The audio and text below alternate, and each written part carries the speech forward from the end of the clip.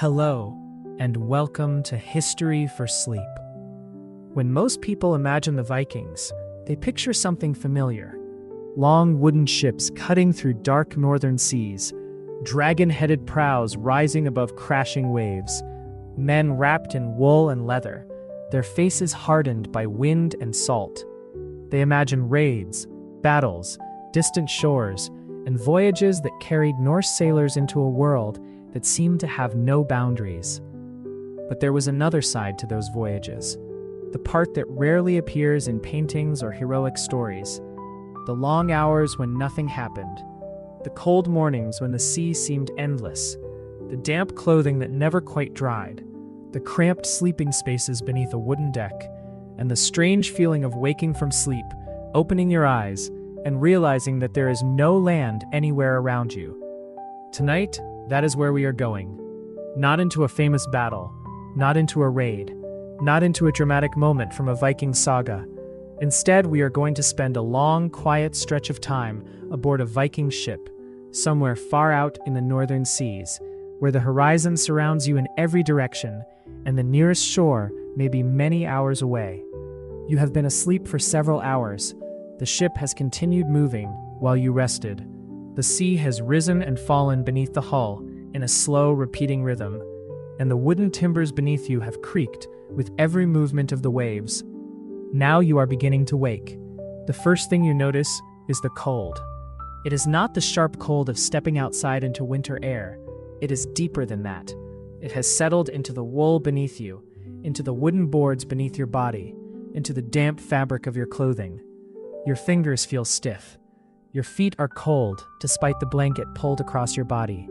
Somewhere nearby, another member of the crew shifts in his sleep, and the faint rustle of wool is almost the only sound inside the dark shelter of the ship.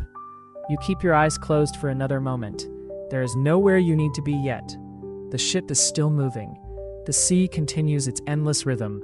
Up, down, and then you hear the wind. It moves across the outside of the vessel with a low, steady sound, passing through ropes and rigging before disappearing into the darkness. You finally open your eyes. For a few seconds, you cannot see much. There is only darkness, wooden beams, hanging ropes, bundles of equipment, and the faint gray light entering from above. Then you remember where you are. You are aboard a Viking ship, and somewhere beyond these wooden walls is the North Sea. There is no road beneath you, no village, no field, no mountain rising in the distance, only water. You slowly sit up. The movement makes the ship tilt gently beneath you. Your hand reaches instinctively for the wooden beam beside you until the motion settles again. The air smells of salt, wet timber, wool, rope, and smoke from the small cooking fire that was kept carefully protected during the night. Nothing smells fresh in the way a modern room might. Everything carries the scent of the journey, the clothing, the wood, the ropes, the people, the sea itself. You pull your wool cloak tighter around your shoulders and listen. Somewhere above, footsteps move across the deck. Someone is already awake. Another voice calls quietly through the darkness. The day is beginning. But before you climb toward the open deck, there is something you should understand. A Viking voyage was not simply an adventure. For the people who made these journeys, the sea was a working environment, a highway, a source of food, and sometimes a dangerous barrier between one home and another.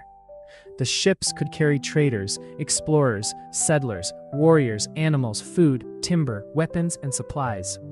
But they could not offer the comfort we associate with modern travel. There was no warm cabin waiting below deck, no dry sleeping compartment, no reliable shelter from the wind, and certainly no guarantee that land would appear when you wanted it to. So tonight, we will stay aboard. We will experience the cold mornings, the endless horizon, the simple meals, the work of the crew, the rhythm of rowing, the movement of the sail, and the quiet hours when the sea becomes almost completely dark. We will watch the weather change. We will listen to the ship. We will learn how experienced sailors found their way across waters where modern maps, engines, radios, and navigation systems did not exist. And eventually, when darkness comes again, we will settle back into that same cramped space beneath the wooden deck and listen to the sea carrying the ship forward. But for now, it is still early. The cold is still around you. The ship is still moving. And somewhere beyond the narrow opening above your head, the northern horizon is beginning to brighten. You pull yourself to your feet. You take one slow breath. Then you climb toward the deck. And when you finally emerge into the morning air, you discover what has been waiting beyond the darkness. Water. Endless water. You remain near the opening to the deck for a moment. The morning air is colder than you expected. It reaches you immediately, slipping beneath the edge of your wool cloak and finding the damp places in your clothing that have not completely dried from yesterday. You draw the cloak tighter. Above you, the sky is beginning to change. It is no longer completely dark. A thin gray light has appeared along the horizon, although there is no land to interrupt it. Only sea. You step onto the deck. The first thing you notice is how much the ship moves. Below deck, the wooden beams had made the motion feel distant. Up here, there is nothing between you and the waves. The deck rises gently beneath your boots, then falls, rises, falls. The movement is not violent, it is simply constant. The ship never becomes completely still. You place one hand against the rigging. The rope is cold and slightly damp beneath your fingers. You look around. Several members of the crew are already awake. One is checking the ropes near the mast. Another is crouched beside a wooden container, examining its contents. Someone else is preparing the small cooking area. Nobody appears hurried. There is work to do, but the morning is beginning in the familiar rhythm of a voyage. You walk slowly toward the side of the ship. The sea stretches in every direction. You search the horizon without thinking. Perhaps there will be a mountain, a dark line of coastline, a distant island. Anything. There's nothing. The horizon forms an almost perfect circle around the vessel. For a moment, the feeling is strange. You know that land exists somewhere behind you. You know that another coastline lies somewhere ahead, but neither is visible. The ship is surrounded by water. This is what being at sea really means. The absence of landmarks becomes a landmark itself. You cannot measure your progress by passing villages or roads. You cannot look at a familiar hill and know that you are getting closer. Instead, you watch the wind, you watch the waves, you watch the sky, and you trust the people who know how to read them. The older sailor approaches the mast. He looks upward. The sail is still partly gathered. The wind is light this morning. He studies it for a while before giving a quiet instruction. Two men begin working with the ropes. The sail slowly rises. The heavy cloth catches the first morning breeze. For a moment, it hangs almost motionless. Then it fills. The ship leans slightly. You feel the change beneath your feet. The wooden hull begins moving more smoothly through the water. The sound changes too. The water that had been striking the hull in short, irregular rhythms becomes a longer, softer rush. You stand near the mast and listen. This sound will accompany you for much of the day, perhaps for many days. You turn toward the cooking area. A small pot is being warmed carefully. There is not much room. Every object aboard the ship has to earn its place. Food, water, rope, wood, tools, weapons, clothing. Everything must be carried because everything may be needed. There is no spare room for unnecessary comfort. A wooden bowl is handed to you. You sit near the mast and hold it between your hands. The warmth travels slowly into your fingers. You eat quietly. Around you, the ship continues its work. A rope is tightened. A sail is adjusted. Someone checks a wooden peg. Another sailor looks toward the horizon. No one talks constantly. There is little reason to. The sea is already loud enough. You take another mouthful. Plain, but it gives you strength. You begin to understand something about life aboard a ship. Comfort is not measured by what you have. It is measured by what makes the next few hours easier.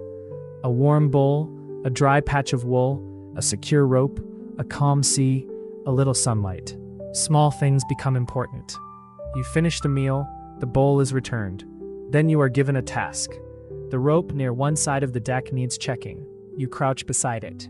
The fibers are wet. You run them through your fingers. The rope is thick and rough, made to withstand a pull of wind and sail. You inspect the knots. One has loosened slightly. You tighten it, then pull hard. It holds. You check it again. The older sailor watches from a short distance away. He gives a small nod. That is enough. You stand. The cold has returned to your hands. You breathe into them. The sun is higher now, although it remains pale behind the clouds. The sea around you has changed color. What looked almost black before dawn is now a deep blue-gray. No land, only water. The ship continues forward. You walk toward the bow. From there, the vessel seems even smaller. The wooden prow rises and falls over the waves. Spray occasionally reaches the sides. You grip the rail and look ahead. The horizon does not move. It remains impossibly distant, and yet the ship is moving toward it. Perhaps that is the strangest part of being here. You are traveling constantly, but the world appears almost unchanged. The same water, the same sky, the same distant line. Only the position of the sun tells you that time is passing. The cold wind touches your face. Your cloak moves behind you. The ship creaks beneath your feet. And somewhere below, the rest of the crew continues preparing for another day. There is no dramatic moment, no battle, no distant shore appearing suddenly, just a ship moving steadily through a northern sea. For now, that is enough. You have woken, you have eaten, you have worked, and you have looked in every direction. Still, there is no land in sight. The ship continues forward. You remain near the bow for a little longer, watching the water rise and fall beneath you. The cold has settled into your hands again. You pull your cloak tighter and turn toward the center of the ship. The crew is becoming more active now. The quiet movements of early morning have become a steady rhythm. Someone is coiling rope. Someone is checking the sail. Another sailor is clearing a small area near the mast where food can be prepared. The ship is not large enough for anyone to have much private space. Everything happens within sight of everyone else. A man sleeping near the stern can hear the conversations near the mast. Someone working with the ropes can see the cooking fire. Someone preparing food must remain aware of the movement of the ship. There is very little separation between work and rest. You walk carefully across the deck. The wooden boards are damp beneath your boots. A thin layer of moisture covers the surface, and every few steps, the ship moves enough to remind you that you are standing above open water. You reach the cooking area. The smell is warmer here. A pot sits above a small protected flame. There is no large kitchen, no shelves filled with ingredients, no comfortable place to sit, only a few simple containers and whatever food the crew has carried aboard. You watch as breakfast is prepared. The meal is practical, something made from grain, a little dried or salted fish, perhaps some preserved food brought from land. There is nothing luxurious about it, but on a ship in the Northern Sea, luxury is not really the point. The food needs to survive the journey. It needs to provide enough energy for rowing, lifting, climbing, hauling ropes, and standing against the cold. You are handed a wooden bowl. You hold it carefully. The warmth feels good against your fingers. You sit beside one of the mast supports. The ship moves beneath you. The bowl moves slightly too. You steady it with one hand. The first mouthful is simple. Warm grain, salt, smoke. You eat slowly. There is something comforting about eating while surrounded by the sea. You notice how much the cold changes the meaning of ordinary things. Warm food matters more. Dry clothing matters more. A sheltered corner matters more. Even a small flame becomes valuable. We look toward the horizon again. Still nothing. The same pale line where sky meets water. No coastline, no island, no mountain. It is difficult to know how far you have traveled. You can feel the ship moving, but your eyes have almost nothing to measure the distance against. That must have been one of the strange experiences of long voyages. The body knows it is traveling. The mind struggles to understand where. The sun offers some information. The direction of the wind offers more. The sailors also have memories of the sea. They recognize certain winds. They understand currents. They watch birds and clouds. They remember where the coastline should be, even when it is hidden. Knowledge at sea is not written only on maps. Much of it lives inside people. You finish your breakfast. The bowl is collected. There is no time to sit comfortably for long. Another task is waiting. A section of rope near the mast needs to be moved. You help lift it. It has absorbed moisture during the night. You carry it carefully and place it where it will remain secure. The older sailor checks the arrangement. He pulls one section, then another. Satisfied, he steps away. You begin to understand why the crew spends so much time checking things that appear perfectly fine. At sea, a small problem can become a large one. A loose rope can become a dangerous rope. A damaged plank can become a leak. A poorly secured container can slide across the deck when the ship rolls. Nothing needs to be dramatic to cause trouble. The safest crew is the one that notices problems while they are still small.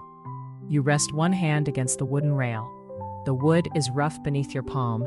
It has been exposed to salt water, wind, rain, and countless hours of sunlight. There are scratches and dark marks across it. Some may be from repairs, others may have been there for years. A ship carries evidence of its own history. Every repair leaves a trace. Every voyage adds another mark. You look down at the water. It is darker here beside the stern. The ship rises slightly on a swell, then settles. You adjust your footing.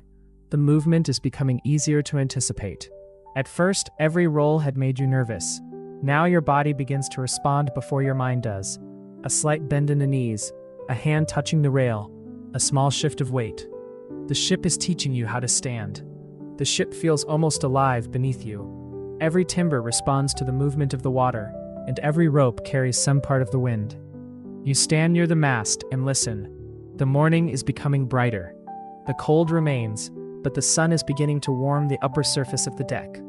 You close your eyes for a moment. The warmth is faint. Still, you notice it. A few minutes of sunlight can feel precious when the air around you is this cold. You open your eyes again. The horizon is unchanged. No land, no mountains, no familiar coastline. Only the endless northern sea. The ship continues toward whatever lies ahead. And for now, that is all you need to know. The morning has fully arrived now. The light is brighter, but the sea still looks cold. You remain near the mast, watching the crew move around the ship. You notice that everyone seems to know what to do. No one waits for instructions for every small task. One sailor checks the ropes. Another watches the sail. Someone looks toward the horizon. Another moves a wooden container farther from the edge of the deck. Each person seems to be listening to the ship in a different way. You walk toward the side of the ship. The wind touches your face. It has changed slightly since morning. You would probably not have noticed before. Now you do. The older sailor notices you looking toward the horizon. He points toward the water. You follow his gesture. At first, you see nothing unusual. Then you notice the surface. Some waves are slightly darker than others. The wind is moving across them differently. The sailor says something quietly. You listen. He explains that the water can reveal changes in the wind before they become obvious in the sky. You look again. The difference is small, almost invisible, but once someone points it out, you can see it. The sea has patterns. The sailors have learned to recognize them. You spend some time watching. The ship continues forward. The sail pulls gently. The ropes creak. The wooden hull rises and falls. You begin noticing other things too. The direction of the wind, the angle of the sail, the movement of the clouds, the birds flying above the water, even the smell of the air. Nothing is ignored. A sailor at sea cannot afford to look at only one thing. The horizon may appear calm while the wind is changing. The waves may look gentle while a current pushes the ship away from its intended direction. A clear sky does not guarantee that the afternoon will remain clear. Everything can change, and experienced sailors learn to notice those changes before they become serious. You begin to understand why experience matters so much here. A person can know how to pull a rope. They can know how to row. They can know how to raise a sail. But knowing what the sea is saying is something different. That knowledge comes from watching, from remembering, from making mistakes, from surviving difficult journeys. You move toward the stern. The ship leaves a narrow trail behind it. The water closes over the wake almost immediately. You look back toward the horizon. Still no land. The feeling is becoming familiar. Earlier, the absence of land had seemed strange. Now it simply feels like part of the voyage.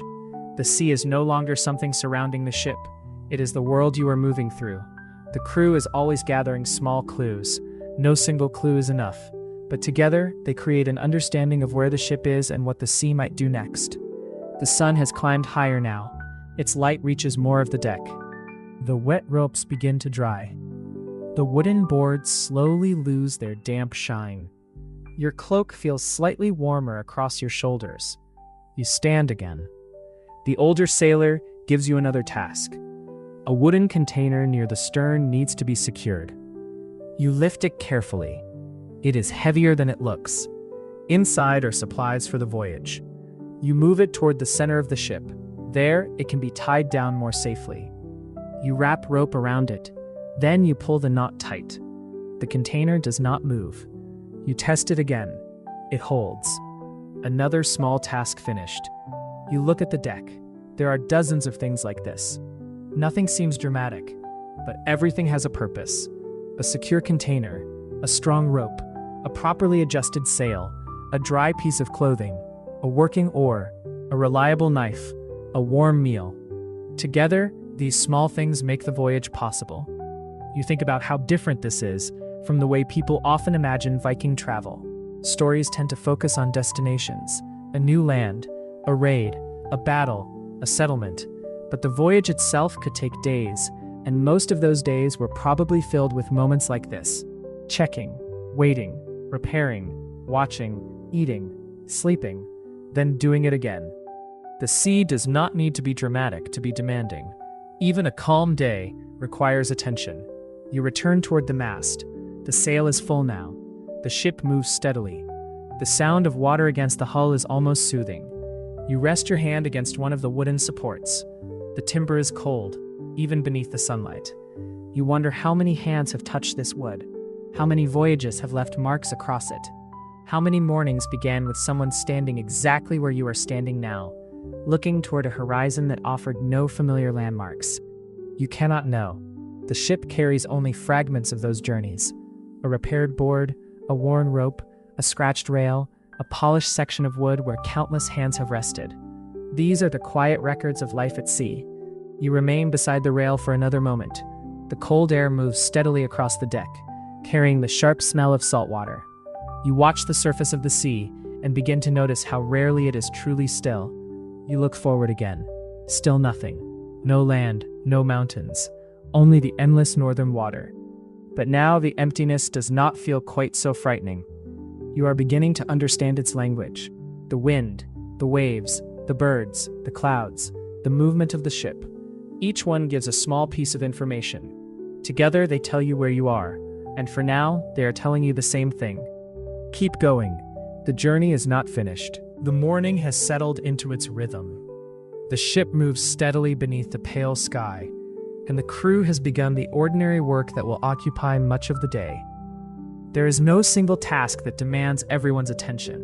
Instead, the work is divided into many small things. A rope needs tightening. The sail needs watching. The deck needs clearing. Supplies need checking. And the ship itself needs constant attention. You begin with the deck. A little seawater has collected between the wooden boards. You use a simple wooden scoop to move it toward the side. The water disappears through the gaps and returns to the sea. It seems like an insignificant task, but the ship cannot simply be allowed to collect water. Rain, spray, and waves all find their way aboard. Someone must always be watching. You continue working. The wooden boards are rough beneath your boots. Some are darker than others from years of water and weather. You notice marks where repairs have been made. A section of timber has been replaced. Another has been secured with a wooden peg. The ship is not new. It does not need to be.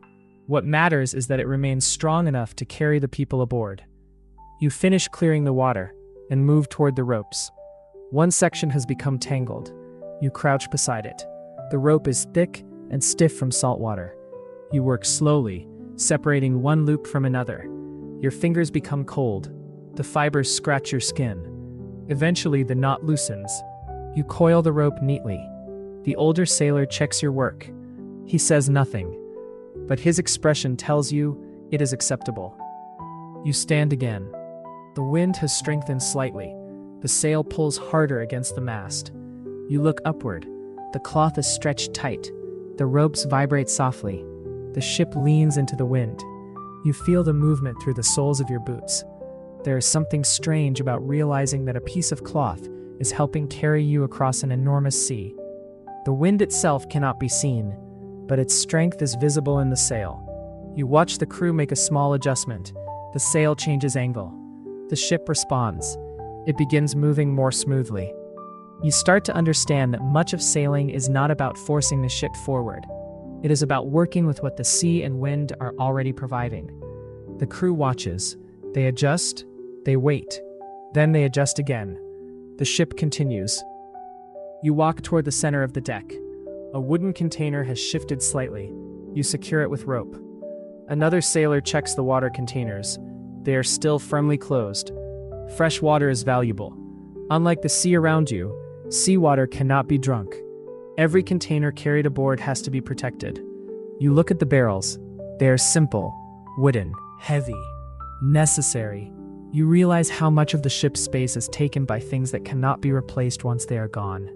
Water, food, rope, wood, tools. These are not luxuries. They are the things that allow the journey to continue. You help inspect another container. The lid is secure. Nothing has leaked. Good. The work continues.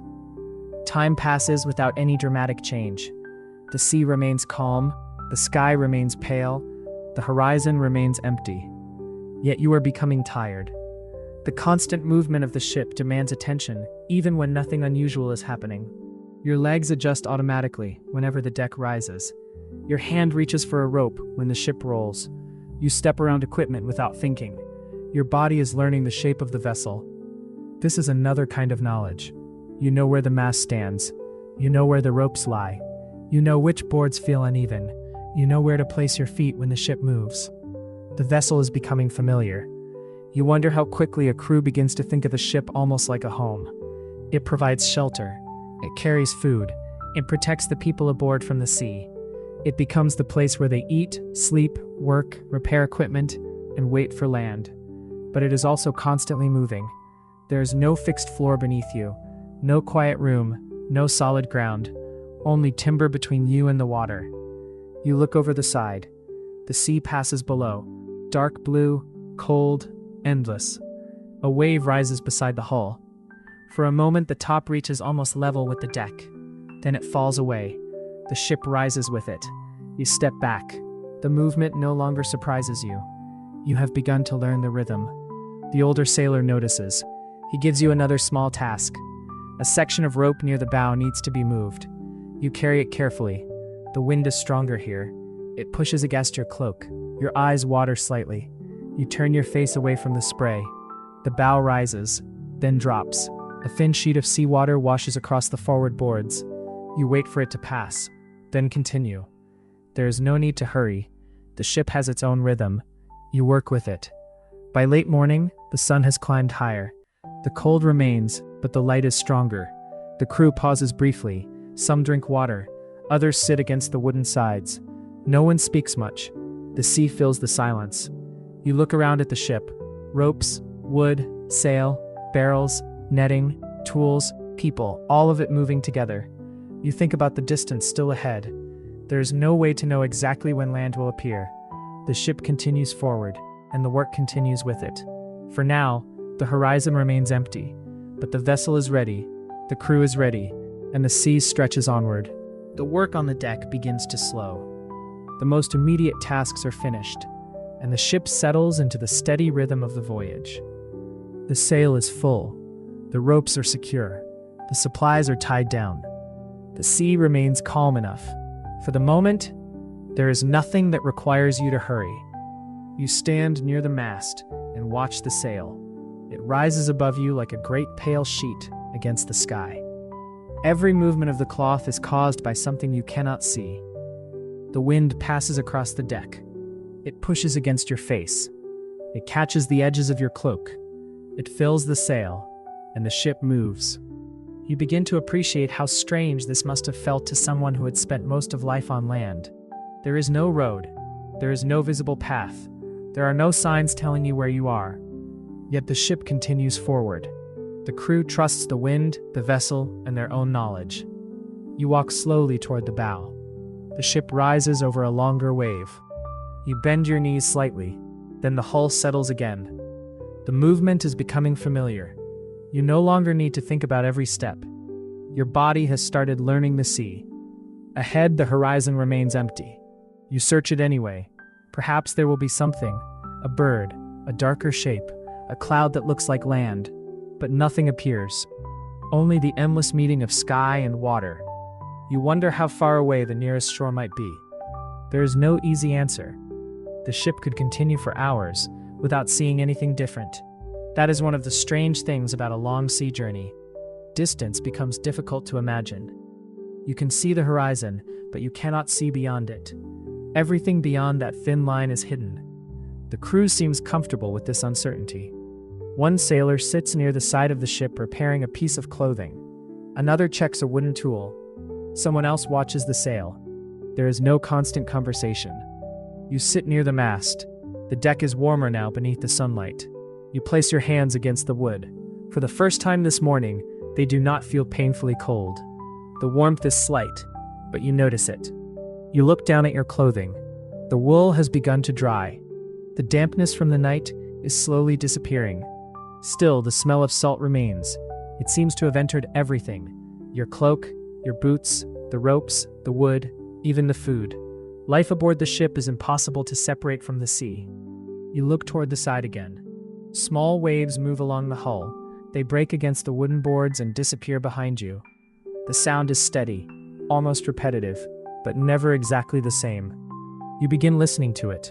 A wave strikes, the hull creaks, the water rushes away. Another wave arrives, the rhythm continues. It makes the passing hours difficult to measure. Without a clock, you depend on the sun. It has moved higher now. The shadows on the deck have shortened. The morning is becoming midday. Someone brings water around to the crew. You take a small drink. It is cool. You swallow carefully. The container is passed to the next person. There is no waste. Every drink has value. The sea surrounds you with water, yet none of it can satisfy your thirst. That fact becomes strangely noticeable when you are far from land. You look across the endless surface. So much water. And yet the small amount stored aboard the ship must be protected. You return the container. A sailor nearby checks one of the water barrels. He taps the wooden side. The sound is solid. He checks the fastening, then moves on. Another small inspection. Another part of the voyage kept under control. You begin to notice how often this happens. There is almost always someone checking something. The sail, the ropes, the water, the food, the ship's sides, the weather. Nothing is left entirely unattended. The ship may be carrying everyone forward, but it cannot look after itself. People have to do that. You stand again and walk toward the stern. From here, the wake is visible. The white trail stretches behind the boat before slowly disappearing. The coastline is still nowhere to be seen. You turn forward again, the same empty horizon. For a moment, you imagine what it would feel like to remain at sea for several days. Would the horizon begin to feel familiar? Would you stop looking for land? Would the endless water become ordinary? Perhaps people adapt. The first cold morning feels unbearable. After several mornings, you learn how to wrap the cloak. The first rolling waves make you unsteady. Later, your feet automatically adjust. The first night without land feels unsettling. Eventually, darkness becomes simply another part of the voyage. You are already beginning to adapt. The sea still feels enormous, but it no longer feels completely foreign. You look at the sailors around you. They continue their quiet routines. Someone eats a small piece of bread. Someone repairs a rope. Someone watches the horizon. The ship keeps moving. The wind remains steady, and the hours continue passing. The sun climbs higher. The cold begins to soften slightly, but you know it will return. When the sun falls, the sea will become dark again. The wind will feel colder. The wooden boards will lose their warmth. The sleeping space below will feel even more cramped. For now, though, there is daylight. The ship is moving smoothly, and there is still no land in sight. You rest your back against the mast. The wind moves around you. The sail pulls overhead. The water continues beneath the hull, and somewhere far beyond the horizon, a coastline waits. You cannot see it yet. The afternoon begins quietly. The sun has moved farther across the sky, though its warmth remains weak. The ship continues under sail. There is no coastline visible, no island, no mountain, only the same wide horizon surrounding you. You have begun to stop searching for land every few minutes. Instead, you watch the water. The sea has changed since morning. The waves are slightly larger now. Not dangerous, just enough to make the ship move more noticeably. The bow rises, then drops. The hull lifts over another swell. Water runs along the sides and disappears behind you. You stand near the center of the deck and feel the movement through your legs. The ship is teaching you its rhythm. You no longer resist every movement. You bend slightly when the deck rises. You shift your weight when it falls. Your hand reaches for a rope when the ship rolls. It is becoming automatic. You look over the side. The water is dark. The surface catches the afternoon light in broken pieces. For a moment, you wonder what exists beneath it. You cannot see very far. The sea hides almost everything below its surface. Fish may be moving beneath the hull. Currents may be carrying water in directions you cannot see. The bottom may be hundreds of feet below you, or more. The ship gives no sense of that depth. You are simply floating above it. A strange thought comes to you. The wooden hull is the only thing separating you from the sea. The boards beneath your feet are thick enough to keep the water outside, but they are still only wood. You place your hand against the side of the vessel. The timber feels solid, cold, rough. You can feel a faint vibration running through it as the waves strike the hull. The ship is constantly communicating with the water. Every wave creates a movement. Every movement travels through the wood. You listen for a while. The sound is different from the sound of land. There are no trees moving in the wind, no animals, no distant voices. The sea makes its own language. Water against wood, wind through rope, sail pulling overhead, timbers creaking. You begin to recognize the sounds. A heavier impact means a larger wave. A long creak comes when the hull shifts. A sudden snap from the rigging may mean the wind has changed. The crew hears these things too. You watch one sailor pause when he hears a rope move differently. He looks upward, then toward the sail. He checks the line. Nothing is wrong. He returns to his work. Even small sounds are noticed. You walk toward the stern. The afternoon wind touches your face. It is colder than before. You pull your cloak closer. The wool is thick, but the wind finds its way through the gaps. They could not escape the weather. If it became cold, they became cold. If the rain came, they became wet. If the wind strengthened, the ship moved with it. There was no sheltered cabin waiting below with a warm, dry floor. The ship itself was the shelter, and even that shelter was constantly exposed. You look toward the sky. Clouds are gathering in the distance. They are not dark enough to suggest a storm, but they are thicker than they were earlier. The older sailor notices them too. He says something to another member of the crew. The sail is adjusted slightly. The change is small, but you feel it immediately. The ship's movement becomes smoother. The crew does not seem worried. They simply respond. You realize that this is another part of life at sea. Weather does not have to become dangerous before you respect it. You prepare early, you adjust early, you watch early. That way, when conditions become difficult, you are already ready. The afternoon continues. Someone brings a small amount of food from the stored supplies. You eat while standing near the mast. A little bread, some preserved fish, enough to keep you going. The meal takes only a few minutes. Then the food is put away. There is no reason to leave it exposed to wind and seawater. You look at the horizon again. Still nothing. The absence of land has become almost peaceful. At first it felt like being lost. Now it feels like being suspended between places. You are not here, you are not there. You are simply moving. The thought is strangely calming. You return to your work. A rope needs to be checked. You pull it tight. Another sailor helps secure it. The two of you work without speaking. The wind fills the sail above. The ship leans gently. You wait for the movement to settle. Then continue. The hours pass. The sun begins its slow descent. The light becomes softer. The sea changes color again. Blue becomes gray. Gray begins to deepen. You realize that evening is approaching. Soon, the same water that looked almost peaceful in daylight will become dark. The horizon will disappear. The ship will become a small island of warmth and fire surrounded by darkness. You look around.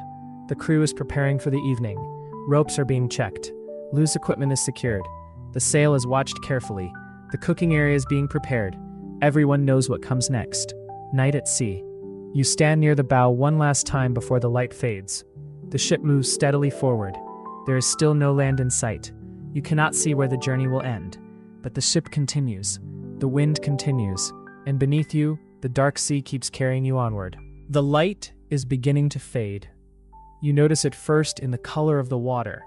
The deep blue of afternoon has become a softer gray, and the bright line of sunlight that had stretched across the waves is slowly disappearing. The ship continues forward. The wind remains steady, but the day is ending. You stand near the mast while the crew begins preparing for the coming night. There's a different feeling aboard the ship now. During daylight, everyone can see the deck clearly. Ropes are visible. Equipment is easy to find. The horizon can be watched from every side. At night, everything becomes more difficult. The sea remains, the ship remains, but the darkness removes much of the information that sailors depend upon. The crew begins by securing anything that could move. A wooden container is tied more firmly. Loose rope is gathered. Tools are placed where they will not slide across the deck. The sail is checked. Every fastening is inspected. Nothing is done dramatically. It is simply part of the routine. You help where you can. The wind is colder now. It moves beneath your cloak and makes your fingers stiff. You pull your sleeves closer around your wrists. Someone passes you a length of rope. You coil it carefully. The fibers are rough against your palms. When you finish, you place the coil beside the mast. The older sailor checks it. He gives a small nod. You look toward the horizon. The last light is fading. There's still no land. The feeling is different at night. During the day, the empty horizon can seem peaceful. At night, it becomes difficult to judge distance. The sea and sky begin to merge. You can no longer easily tell where one ends and the other begins. The first stars appear overhead. One, then another. Soon there are more. The sky clears in places between the clouds. You look upward. The stars are brighter than you have ever seen them from a settlement. There are no lamps nearby. No fires on distant hills, no glow from buildings, only darkness. The stars seem to fill the entire sky. You wonder whether sailors have always looked at them this way, not simply as beautiful lights, but as useful markers. The older sailor does not stare at them for long. He looks, then returns his attention to the sea. You realize that he is not simply admiring the sky, he is reading it. The stars can help maintain direction. The wind can help. The waves can help. The memory of the journey can help. No single thing provides certainty. Together, they create confidence. You remain near the side of the ship. The water is now almost black. Every wave catches a faint reflection of the sky before disappearing.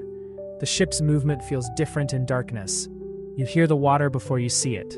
A wave approaches. The hull rises, then settles. Another wave follows. The sound continues. You listen.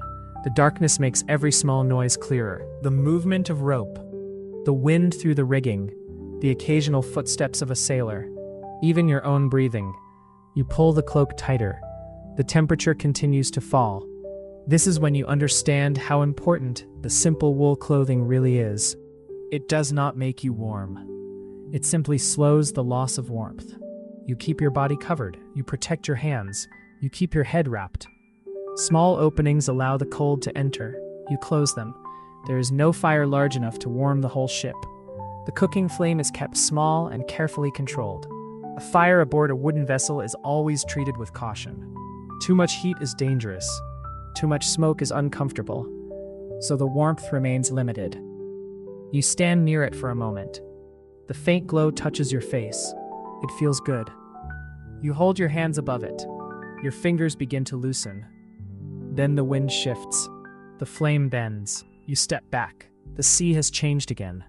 The waves are slightly higher, still not dangerous, but the ship moves more noticeably. The deck rises beneath you. You widen your stance. The older sailor notices. He tells you to relax your knees. You do. The next movement becomes easier. Your body follows the ship. You understand now. A person who fights every movement will become exhausted. A person who learns the rhythm can conserve strength. You remain there for a while. The night grows darker. The stars become brighter. The sea becomes almost invisible. You can only see the pale edges of waves when they catch the light. Somewhere beyond the darkness is land. You know that, but you cannot see it. That knowledge feels strange. You are moving toward a place you cannot even imagine clearly. The journey has become almost entirely about trust. Trust in the ship. Trust in the crew. Trust in the wind. Trust in your own ability to remain calm. You sit near the mast. A small piece of bread is passed around. You eat slowly. There is no conversation. The day has been long. The cold has made every movement more demanding. The constant motion of the ship has kept your muscles working. You look toward the stars again. The sky seems endless. For a moment, the sea below and the sky above feel like the same enormous space. You are somewhere between them. A small wooden vessel moving through darkness. No land in sight. You close your eyes briefly. The ship rises, falls, rises, falls. The rhythm is becoming familiar. The sound of water against the hull is almost soothing. You could almost forget how far from land you are. Almost. Then the wind becomes colder. You open your eyes. The night is fully here. The crew continues its quiet watch. The ship continues forward. And somewhere beyond the darkness, the next day is waiting. The night has settled completely around the ship. You remain near the mast, listening to the water. No light from another settlement. You look toward the stern. A sailor is keeping watch. He stands quietly near the edge of the deck, occasionally looking toward the sail, and then toward the horizon. There is little to see, but he keeps watching. You understand why. At sea, darkness does not mean that the world has stopped. The wind can change, a wave can grow, another vessel could appear, the ship can drift away from its intended direction. Someone must remain awake. You move toward the sheltered area below the mast. The cold has become stronger. Your fingers are stiff again. You rub them together. The wool around your shoulders feels heavier than it did earlier. Dampness has returned to the fabric. The sea spray has found its way onto your cloak. You cannot completely escape it. You sit on a wooden board and pull your cloak around your legs. The ship moves beneath you. Rise, fall. Rise, fall. The rhythm is almost hypnotic. You listen to the timbers.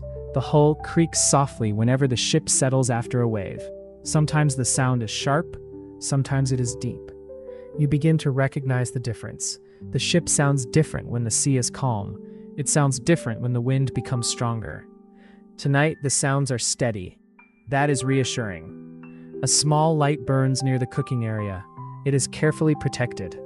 The flame moves whenever the ship rolls. Its glow touches the wooden boards and disappears into the darkness beyond. You watch it for a while. The light is tiny compared with the darkness surrounding you. Yet it changes the entire feeling of the ship. Without it, the deck would almost disappear. With it, you can see the faces of the people nearby. You can see the ropes, the mast, the wooden containers, the familiar shape of the vessel. A sailor sits beside the light, repairing a small piece of clothing. He works slowly. The needle moves through the wool. Pull, pause, pull, pause. There is something comforting about seeing ordinary work continue even at sea. The voyage is not made only from dramatic moments. Most of it is simple: eating, repairing, watching, waiting, sleeping, then beginning again. You close your eyes for a moment. The sound of the water fills your thoughts. You can feel the ship moving beneath you, even with your eyes closed. It is strange how quickly the body learns. A small movement comes through the deck. Your body shifts before you think about it. Another wave. You adjust, then settle again. You open your eyes. The stars have changed position. The older sailor notices you looking upward. He points toward a group of stars. You follow his hand. He explains something about direction. You listen carefully. There is no map spread across the deck. No instrument with a glowing face. Only the sky, the stars, the sea, the wind, memory. Experience. You look upward again. The stars seem impossibly far away. Yet they are useful. They provide fixed points in a world where almost everything else is moving. The ship moves, the water moves, the clouds move, the wind moves. The stars remain. You understand why sailors would learn them. You remain there for several minutes. The cold becomes difficult to ignore. You lower your head and pull the hood closer. The wind has found the gap around your neck. You tighten the cloak. It helps, but only slightly. This is what the cold is like at sea. It is not always violent. It simply continues. It enters slowly. It waits. It finds every place where clothing is thin or damp. And because there is no warm house nearby, you cannot simply walk inside. The ship is your shelter. The ship is your road. The ship is your home until land appears again. You think about that for a while. The idea of home becomes different when you are far from shore. It is no longer a building. For tonight, home is this wooden deck, this mast, these ropes, these people, this small protected flame. The thought is strangely comforting. You stand and walk toward the side of the ship. The sea is almost invisible. Only the tops of the waves catch the starlight. You cannot see very far. You cannot tell how high the waves are beyond the immediate darkness. You simply hear them. A soft rush, a heavier impact, then silence for a moment. Another wave. The sailor keeping watch turns his head. You look in the same direction. Nothing. He continues watching. You realize that this is part of the discipline of a voyage. Not every observation produces something. Most do not. You look. You wait. You listen. Nothing happens. Then you look again. The night continues. Eventually, a small meal is passed around. There is bread and a little preserved food. You eat slowly. The food is cold now, but it still gives you strength. You drink a small amount of water. Then the container is passed to someone else. The meal ends quickly. There is little conversation. Everyone understands that the night watch must continue. You begin feeling tired. Your eyes are heavier. The movement of the ship has become soothing. You know you should sleep. There is no reason to remain awake unless you are needed. You make your way toward the sleeping area. The space is cramped. There is no comfortable bed. Only wool, fur, wood, and the bodies of other tired travelers. You settle into your place. The blanket is cold at first. You pull it around yourself. The ship moves beneath you. The sea continues outside. You close your eyes. For the first time since waking this morning, you are not looking for land. You are simply listening. And somewhere beyond the darkness, far beyond the horizon, you wake before the sun. For several seconds, you remain still beneath the wool blanket. The ship is moving. You can feel it before you hear it. A slow rise, a gentle fall, then another. The wooden boards beneath you shift slightly with every wave. You open your eyes. The sleeping space is dark. Someone nearby is still asleep. You can hear slow breathing and the occasional movement of wool against wood. Outside, the sea continues its quiet rhythm. You sit up carefully. The cold returns immediately. The warmth you had gathered beneath the blanket disappears almost at once. You pull your cloak around your shoulders. Your fingers feel stiff. You rub them together. The night has not completely ended. A faint grayness has begun to appear above the opening to the deck, but the sun has not yet risen. You climb upward. The air outside is colder than below. It touches your face with a sharpness that makes you breathe in slowly. The sky is changing. The stars are fading one by one. The horizon is becoming visible again. You look toward it. Still no land. You expected perhaps that the sight would feel different after a night at sea. It does. The darkness had hidden the distance. Now the morning light reveals it again. Water in every direction. The same endless horizon. The ship has traveled through the night, but there is no obvious sign of how far. You stand near the mast. The deck is wet with dew and seawater. Your boots leave dark marks across the boards. The crew begins to wake. One sailor climbs onto the deck and stretches his arms. Another checks the ropes. The older sailor looks toward the sky. He says nothing for a while. He simply watches. You begin to understand that mornings at sea start with observation, before food, before conversation, before most of the day's work. The sky must be read. The wind must be felt. The waves must be watched. The ship must be checked. The older sailor walks toward the side. You follow. He points toward the water. The waves are slightly longer than yesterday. You notice it now. The sea has a slow movement beneath the smaller surface waves. The ship rises and falls more deeply. The change is not dangerous, but it matters. The sailor checks the sail. The wind is lighter than it was during the night.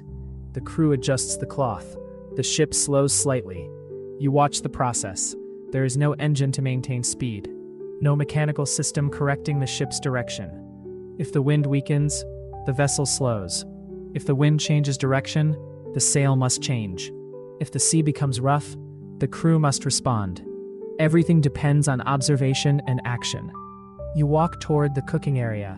Someone is preparing the morning meal. The smell of warm grain begins to spread across the deck. You are hungry. You realize that you slept lightly. The movement of the ship never completely disappeared from your awareness. Your body continued responding to the waves. You sit near the mast. A wooden bowl is placed in your hands. The warmth feels wonderful. You eat slowly. The food is simple. But after the cold night, it feels substantial. Around you, the ship becomes more active.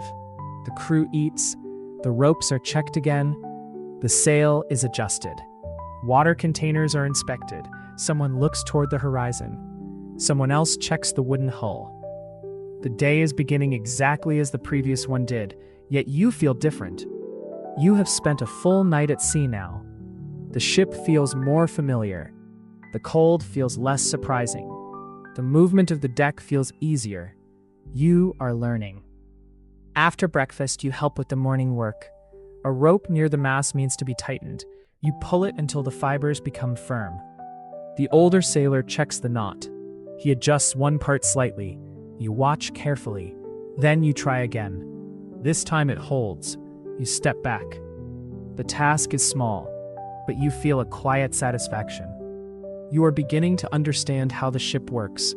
Not completely, not yet, but enough to participate. You look toward the bow. The first sunlight reaches the water. The sea turns silver for a moment. Then the light changes again. The waves remain dark beneath it. The effect is beautiful, but the beauty does not make you forget the cold. Your cloak is still damp. Your hands are still stiff.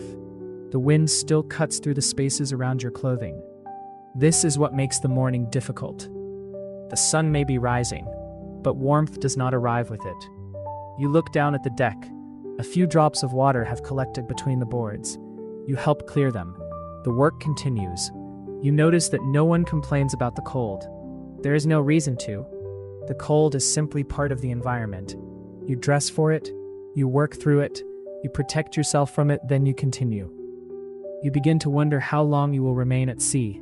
There is no answer. The older sailor knows the route. He knows the intended destination, but the sea decides how quickly you reach it.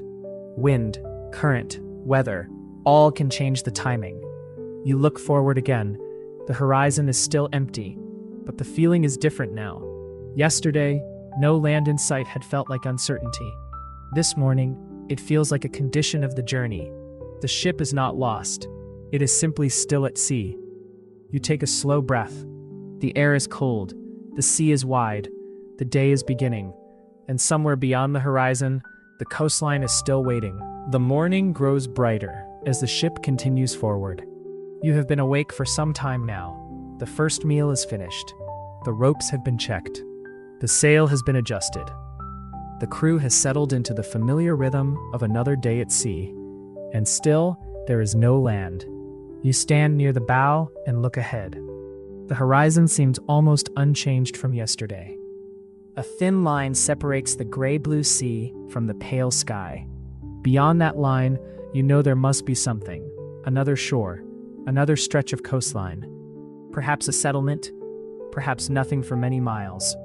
But you cannot see any of it. The ship continues toward that invisible destination. You watch the bow rise over a wave.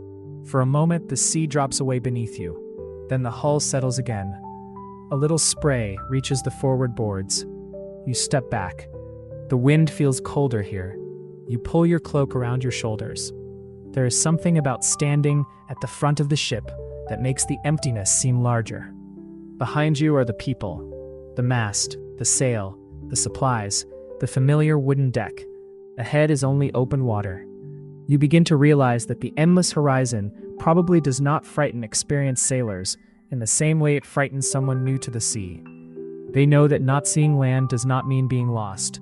They know the route, they know the winds, they know the signs. They have traveled these waters before. You are the one who is still learning. You turn toward the older sailor. He is watching the clouds. You ask how far the destination might be. He looks toward the horizon before answering. His estimate is uncertain. The weather can change. The wind can strengthen or weaken. The current can alter the ship's progress. So the answer is not really a number. It is a possibility. Perhaps later today, perhaps tomorrow, perhaps longer. You nod. There is no point in asking again. The sea decides many things. You return your attention to the water. The waves have become slightly smaller. The ship moves smoothly. The sail is filled just enough to maintain a steady pace. You can hear the water running along the hull. It has become one of the most familiar sounds aboard the ship. You no longer notice every wave, but when the sound changes, you notice immediately. A heavier rush, a sharper impact, a longer silence. Your mind has begun learning the difference. You walk toward the center of the deck. A sailor is checking the ropes near the mast. Another is repairing a small section of clothing. Someone is preparing a little food. The same ordinary tasks continue. There is something comforting about that. The horizon may be empty. The sea may stretch farther than you can imagine. But the crew still has its routines.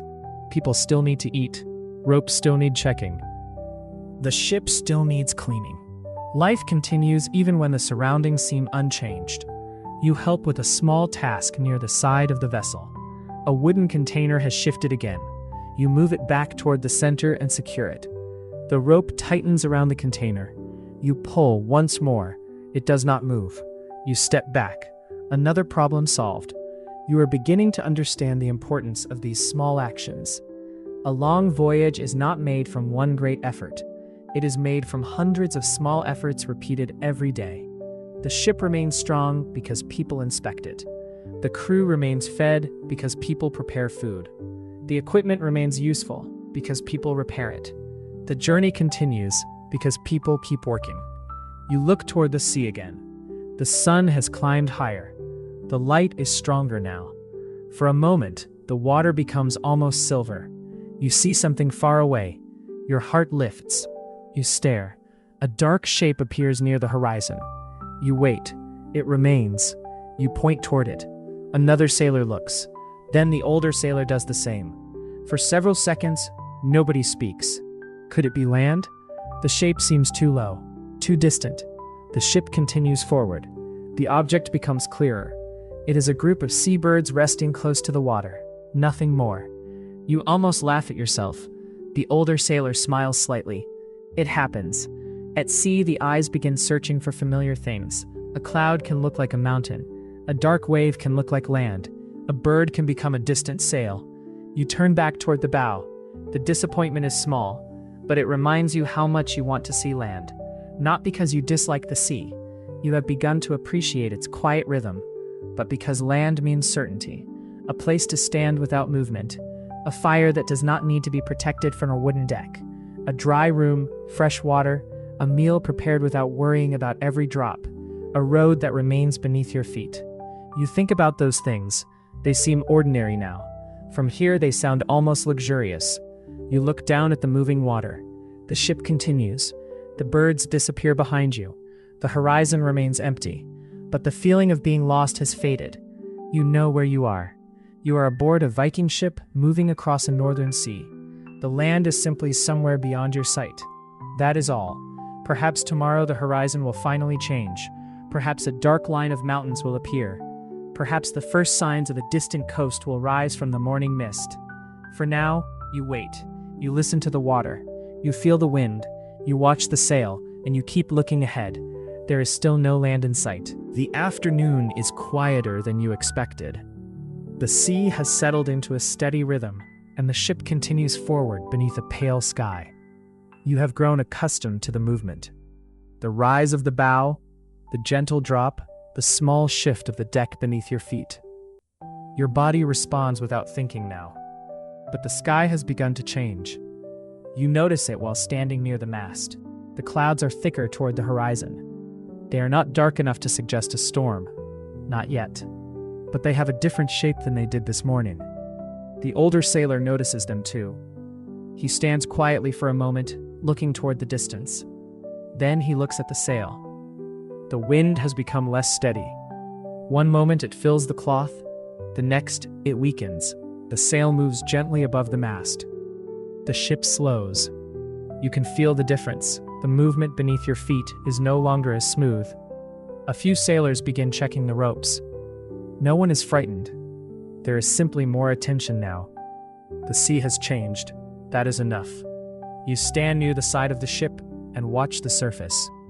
The waves are becoming longer, they rise more slowly and fall more deeply. The ship follows them. Up, down, up, down. You hold the rail. The wind touches your face. It is colder. You pull your cloak closer. The first drops of rain arrive. They are so light that you almost do not notice them. A few dark spots appear on the wooden deck. Then another. Then another. The sailors begin securing the loose equipment. A wooden container is moved toward the center. A coil of rope is tied down. The cooking area is covered. The sail is adjusted again. Everything happens calmly. The ship has experienced rain before, but you realize how quickly a small change in weather can create work. Wet ropes become heavier. Wet wood becomes slippery. Clothing becomes damp. The deck becomes harder to cross. You step carefully. Your boots find the familiar boards. You move toward the mast. The rain becomes slightly stronger. It is still not heavy, but the cold has returned. You pull the hood of your cloak over your head. Water gathers along the wool and runs down the sides.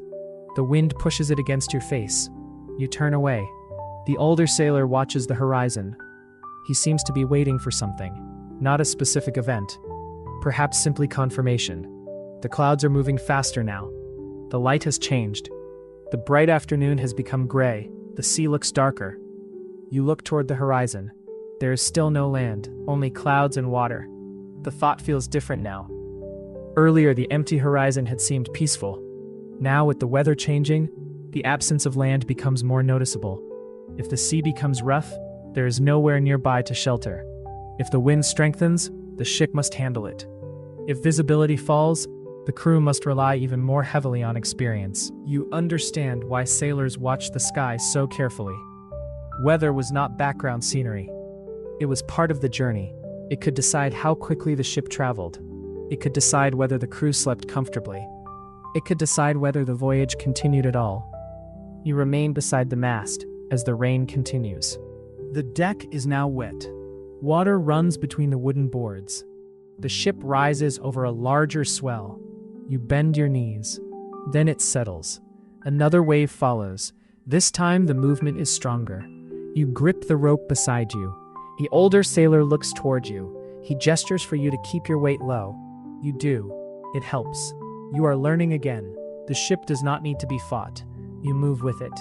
The wind strengthens. The sail pulls harder. The ropes tighten. You hear the sound of the rigging changing. The ship leans slightly. For a moment, the deck feels unfamiliar again. The movement is no longer the gentle rhythm of the morning. It is stronger, more deliberate. But the crew remains calm. They work together. One sailor checks the sail. Another secures the ropes. Someone moves equipment away from the side. Another watches the water. Nobody needs to explain everything. They have done this before. You watch carefully. The rain continues. Your hands are cold. Your cloak is becoming heavier. But the ship is holding. The hull rises and falls beneath you. You look toward the sea. The waves are larger now. Still manageable. Still not dangerous. But the day has changed. The calm voyage of the morning is beginning to disappear. You think about the empty horizon.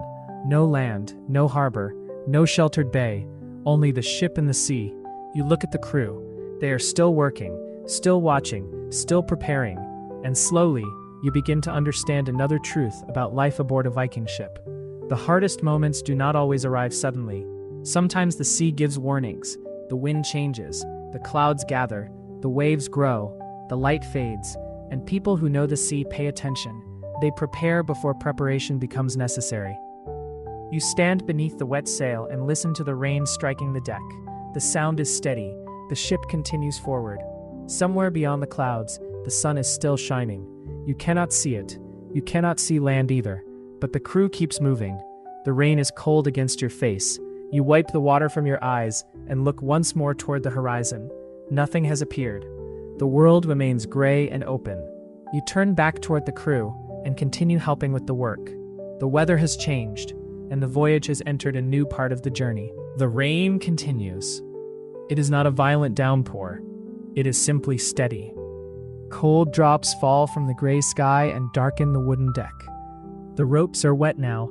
The sail is wet. Your cloak is wet. Everything seems to have absorbed the weather. You stand near the mast and watch the crew work. The ship is moving more heavily than it did earlier. The waves have grown. Each swell lifts the hull, then lets it fall. The movement is stronger now.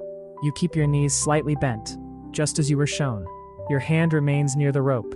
You do not grip it constantly. Only when the ship moves sharply do you use it for balance. The older sailor walks across the deck. His movements are steady. He seems to know exactly when the ship will rise and when it will fall. You watch his feet. He does not fight the movement. He waits for it, then moves with it. You begin doing the same. The rain runs from your hood. Water collects along the edge of the deck. A sailor clears it away. Another checks the side of the ship.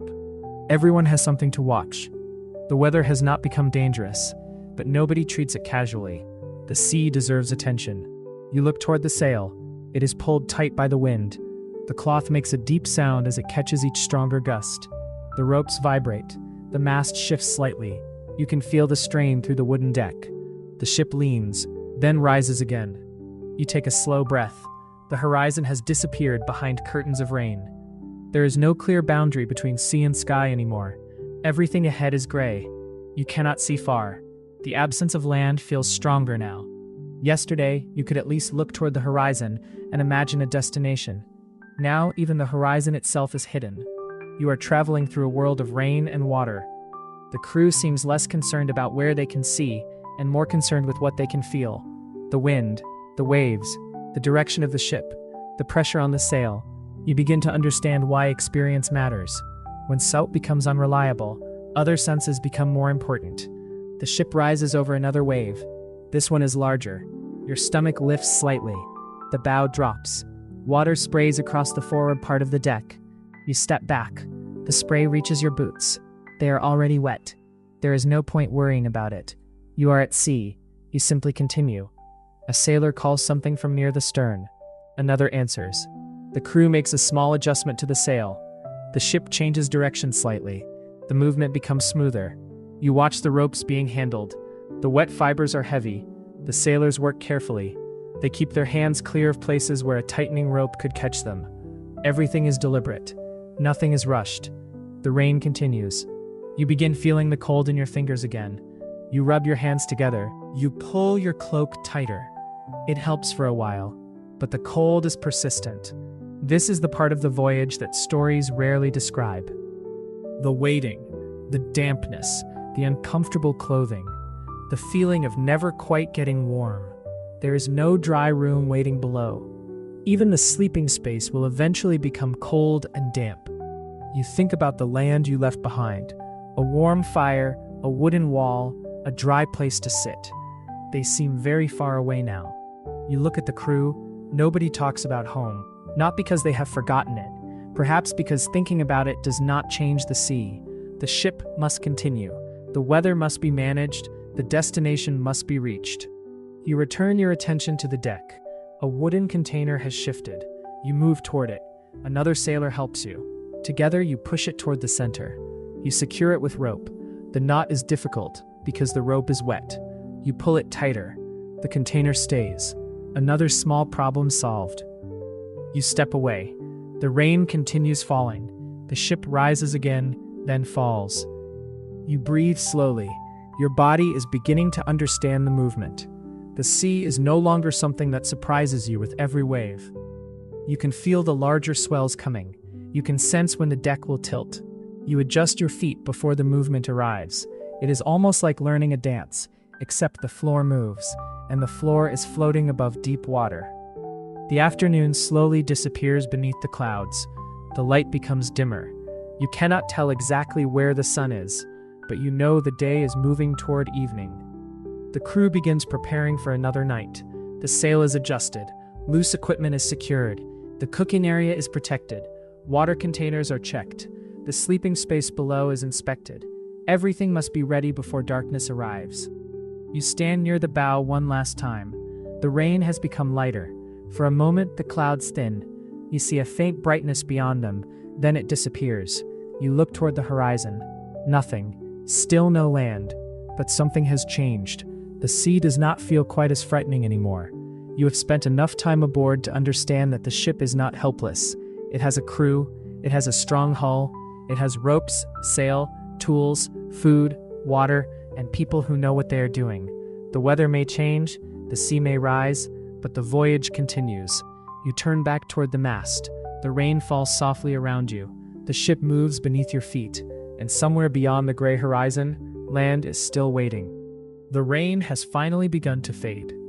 For a while, you simply stand beneath the mast and listen. The heavy drops have become smaller. The wind is still present, but it no longer pushes with the same force.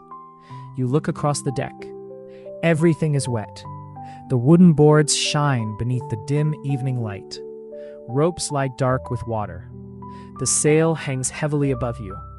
Your cloak is soaked around the shoulders. You can feel the cold through the wool. Yet something has changed. The tension that had filled the crew during the worst of the weather has disappeared. People begin moving more slowly. A sailor checks the ropes one final time. Another inspects the sail. Someone clears the water that has gathered on the deck. You help where you can. The wooden scoop moves through the shallow water. Push, lift, pour. Again. The water disappears over the side and returns to the sea. It feels almost pointless. The sea surrounds you in every direction. Yet the work matters. A dry section of deck is safer than a wet one. A secure rope is better than a loose one. A properly covered container is better than one exposed to rain. Small precautions keep small problems from becoming larger ones. You finish clearing the water and look toward the sky. The clouds are beginning to break. A faint strip of lighter color appears along the western horizon. The last daylight is returning. You turn toward the cooking area. The small fire is being prepared. It had been kept protected during the rain. Now a little more fuel is added. The flame grows. Warm light touches the wet boards. You move closer. The heat feels wonderful against your hands. You hold them near the fire without getting too close. Your fingers slowly begin to loosen. The warmth does not reach the rest of your body, but it reaches enough. You begin to understand why fire was so valuable aboard a wooden vessel. It provides light, it helps prepare food, it offers a little warmth. And perhaps most importantly, it gives people a place around which to gather. The crew begins preparing the evening meal. There is not much. Some grain, a little preserved food, perhaps fish. The meal is warm. That is enough. You sit near the mast with your bowl. Steam rises faintly into the cool air. You hold the bowl with both hands. The warmth travels through the wood and into your palms. You take the first mouthful. It tastes simple. But after hours of rain and cold, it feels comforting. The crew eats quietly. The storm has left everyone tired. There is no need for much conversation. The sea speaks loudly enough. You look around while eating. The faces around you are familiar now. You have spent days, perhaps weeks, depending on the length of the journey, moving through the same narrow space with these people. You know the sound of their footsteps. You recognize their voices. You know who checks the sail most carefully. You know who keeps the ropes organized. You know who prefers to sit near the stern. A ship creates its own small community. There's little room for privacy. People see one another tired, cold, wet, hungry, quiet. The voyage removes many of the things that separate people on land. Everyone depends upon everyone else. You finish your meal. The bowl is collected. You look toward the sea. The waves are smaller now. The horizon is becoming visible again. Still no land. But after the rain, the empty horizon looks different. It feels cleaner, sharper. The clouds are moving away. A few stars begin appearing above the ship.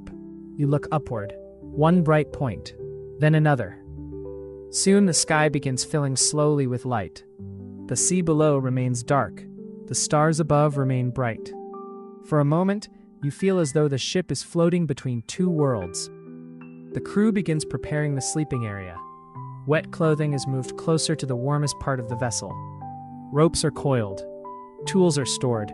The sail is secured for the night. Everything is returned to its place. You help with a length of rope. Your hands are tired. The fibers feel rough against your skin. You coil it carefully. When you finish, you place it beside the mast. The older sailor checks it. He gives a small nod. You look toward the horizon one last time. Still nothing. No dark line of land, no distant mountain, no lights, only water. But the thought no longer feels unsettling. You have survived a night at sea. You have worked through cold. You have watched the weather change. You have felt the ship rise beneath larger waves. And now you know something you did not know when you first woke aboard the vessel. The ship can carry you through uncertainty. It doesn't need the sea to remain calm. It doesn't need the sky to remain clear. It only needs a crew that pays attention. You stand near the rail. The wind has become gentle again. The air is cold and clean. The rain has left a fresh smell across the deck. Wet wood, salt water, smoke, wool. You breathe slowly. The ship moves beneath you. Rise, fall, rise, fall. The familiar rhythm returns. You close your eyes. For the first time in many hours, there is no urgent work to do. You simply listen. The water moves along the hull. The rigging shifts softly overhead. The fire crackles behind you. Someone speaks quietly in the darkness. The sound fades. The night becomes peaceful again.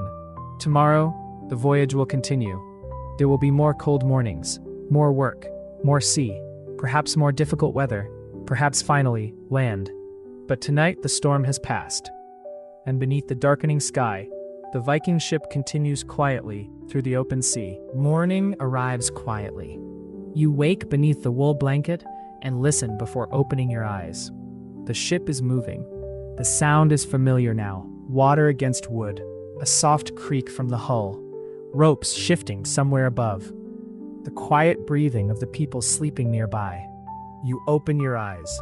A faint gray light enters through the opening above. Another day has begun. You sit up slowly. The cold is still there, but you are beginning to understand it. You pull your cloak around your shoulders before climbing onto the deck. The air outside is clean after the rain. The sky is brighter than it was yesterday evening. Clouds remain scattered across the horizon, but the worst of the weather has passed. You look toward the sea, still no land. You expected that. Somewhere inside you, however, there had been a small hope that the morning might reveal a coastline. Instead, there is only open water. You stand near the mast. The crew is already beginning the morning routine. The sail is checked. The ropes are inspected. The water containers are counted. The cooking area is prepared. Everything feels familiar. You have seen this before. But now you understand what each task means. The ship cannot simply be left alone. Every day begins with checking what the previous day may have changed. A rope may have loosened. A sail may have been damaged. A container may have shifted. A section of the deck may need clearing. The sea leaves traces everywhere. You help inspect the ropes. One is still damp from yesterday's rain. You run your hand along it. The fibers feel rough. You check the knot. It is secure. You move to the next. The older sailor watches. He does not need to explain every step anymore. You are beginning to know what to look for. The morning meal is prepared. A little grain, some preserved food, water. The simplicity of the meal no longer surprises you. You sit beside the mast and eat. The warmth of the food helps. You look around the ship. Yesterday, the vessel felt like a place you were visiting. Now, it feels familiar. You know where the ropes are kept. You know where the supplies are stored. You know where the deck becomes slippery. You know where to stand when the ship rises over a wave. You know which section of the mast is warmest when the sun reaches it. A ship becomes familiar through repetition. You eat the last of your meal, then stand. The sun is higher now. The sea has a gentle movement. The rain has left the surface dark and clean. Small waves reflect the morning light. The ship moves smoothly. You walk toward the bow. The wind is cool but not harsh. You look ahead. Nothing. Still nothing. You begin to understand why long voyages required patience. The destination cannot be hurried. The horizon cannot be forced to change. You can only continue. You sit near the bow for a while. The sea stretches ahead. You watch the waves. One rises. Another follows. The ship moves through them. There is something almost peaceful about the repetition. The mind begins to slow. You stop thinking about how far remains. You stop imagining the coastline. You simply watch the water. After some time, a sailor joins you. He sits against the wooden side. Neither of you speaks at first. The two of you watch the sea. Eventually, he points toward the sky. A group of birds is moving in the distance. You follow them with your eyes. He says something about the direction. You look toward the horizon. The birds are flying steadily. Perhaps they are heading toward land. Perhaps not. At sea, even birds become part of the conversation. You watch until they disappear. The sailor stands. He returns to the center of the ship. You remain where you are. The silence feels comfortable. You realize that this is one of the strange things about long voyages. People can spend hours together without needing to speak. The sea fills the space between words. You hear the wind. You hear the water. You hear the occasional creak of timber. That is enough. By late morning, the crew begins preparing for another period of work. The sail needs a small adjustment. You help with one of the ropes. The wind pulls against it. You lean back slightly. The rope tightens. The sailor beside you secures the knot. You release your grip. The work is done. You look at your hands. The skin is becoming rough. The cold and rope have left small marks. You rub your fingers together, then return to the deck. The ship continues. The afternoon begins. The sky is clearer now.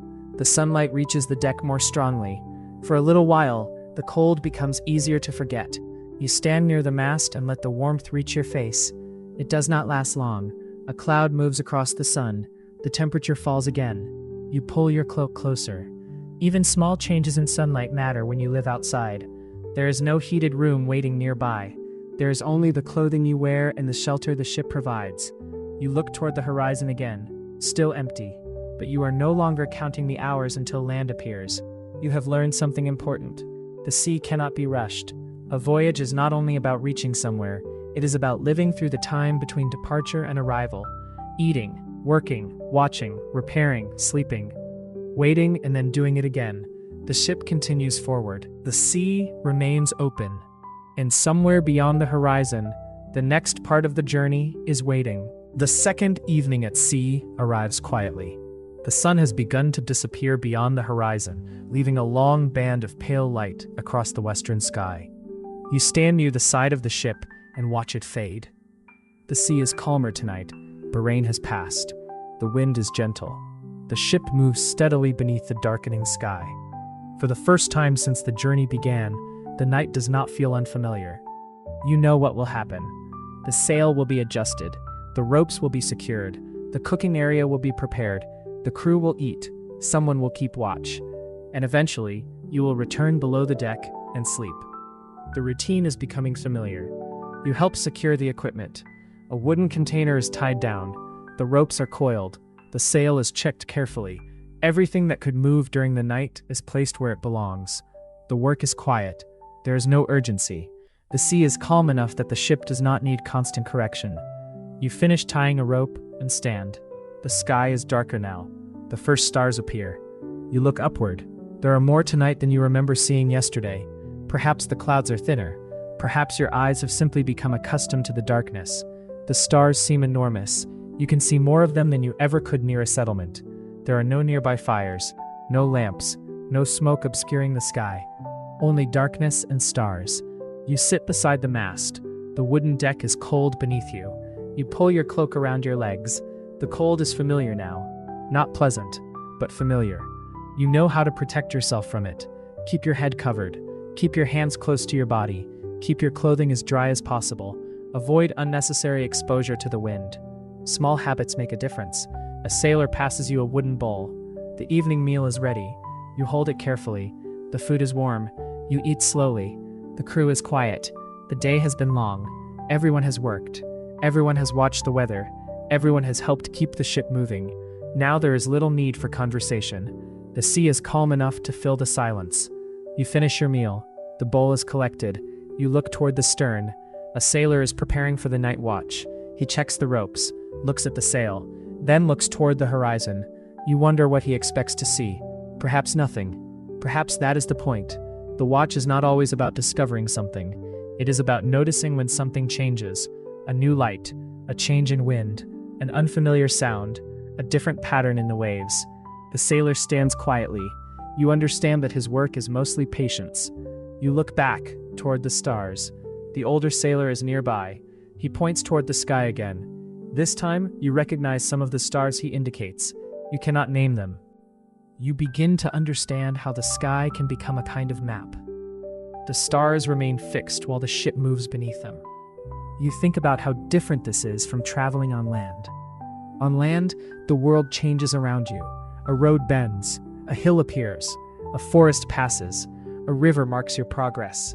At sea, the landscape seems almost unchanged. The sky becomes the reference.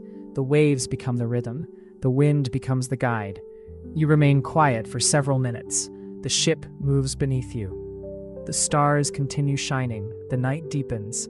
You begin to feel tired. Your body has learned the routine. Work, food, watch, sleep, then repeat. You stand and walk toward the sleeping area. Before going below, you stop once more at the side of the ship. You look outward. There is no land. The darkness is complete. But the feeling is different from the first night. Then, the absence of land had felt like isolation. Now, it feels almost peaceful. You know that the ship is carrying you somewhere. You know the crew knows the route. You know that the sea, while enormous, is not completely unknown to the people aboard. You are simply traveling through it. You remain near the side of the ship for another moment. The air is cold against your face, but the wind has almost disappeared.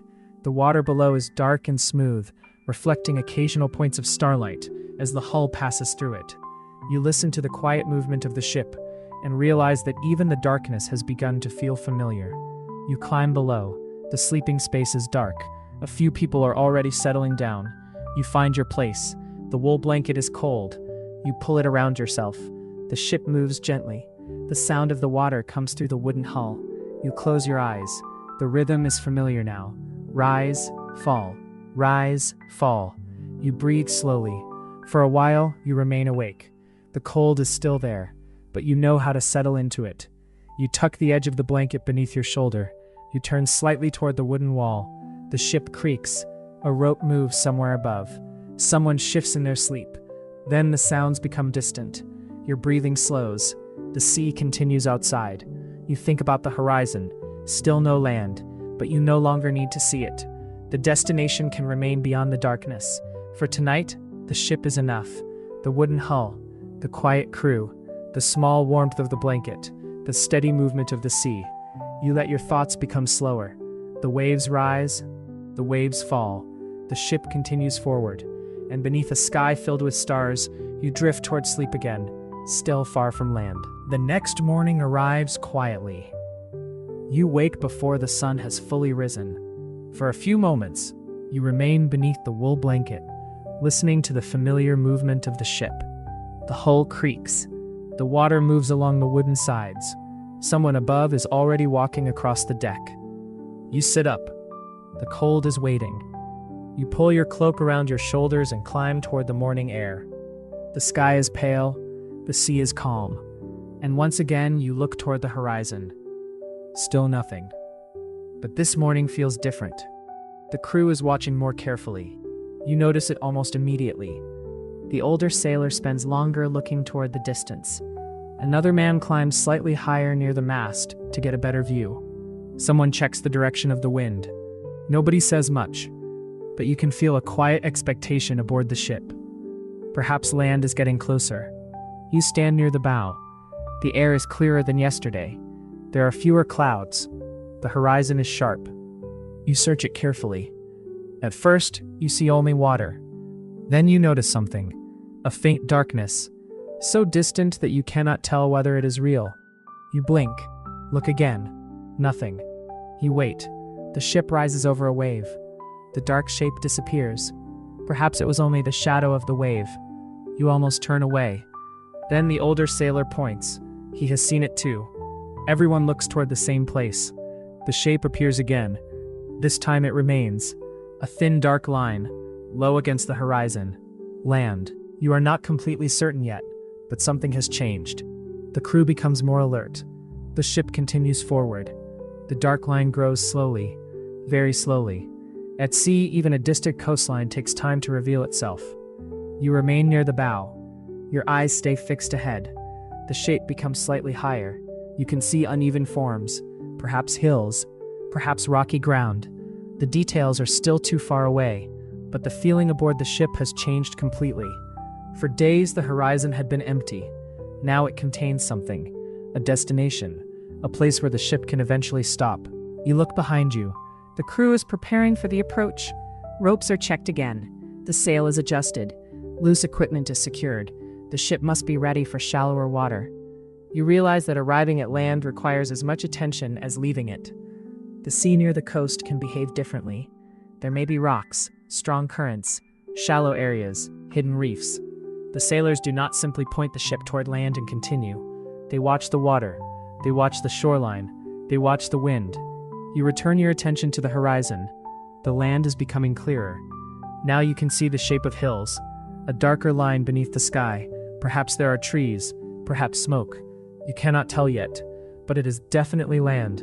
The feeling is difficult to describe. You have become so accustomed to water that seeing something solid seems almost strange.